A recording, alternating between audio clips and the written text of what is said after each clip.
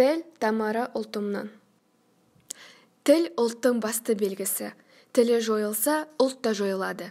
Тілі дамыса, ұлт та кемелдене түседі. Берілсе дел жасық үркек сезімге, сонау кеңес одағының кезінде қалың бұлтты жарып шыққан арайша қазақ тілі мемлекеттік тіл атанды.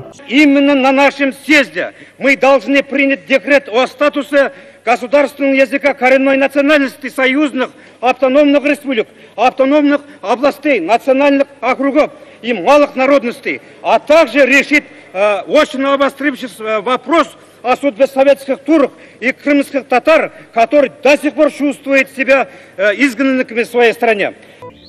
Алматыда парламентте тілді қорғау жоспары осылайша өз жұмысын бастады.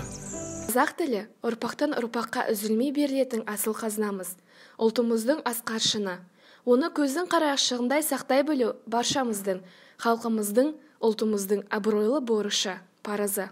Жастарының жалыны бар, қартарының қадірі бар, жақсылыққа жаны құмар, жаса қазағым. Тарихының тамыры бар, дәстүрінің тәлімі бар, сақ пен құмның сарыны бар, жаса қазағым. Жаса, жаса қазақ тілім, жаса, жаса ғажап дінім, баянды боп азат күнім, бағың таймасын. Жаса, жаса рухты халқым, жаса, жаса құтты салтым, айдан асып мықты даңқың, жаның жайнасын.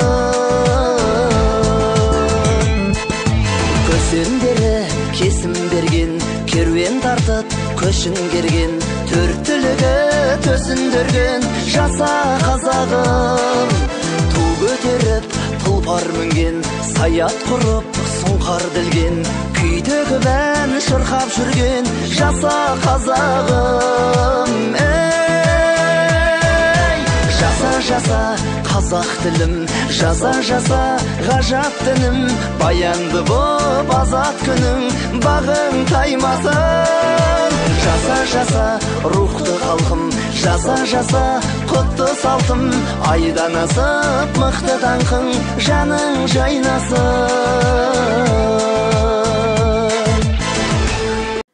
Біздің ана тіліміз, қазақ тілі, бүгінде Қазақстан Республикасының мемлекеттік тілі мәртебесіне ие.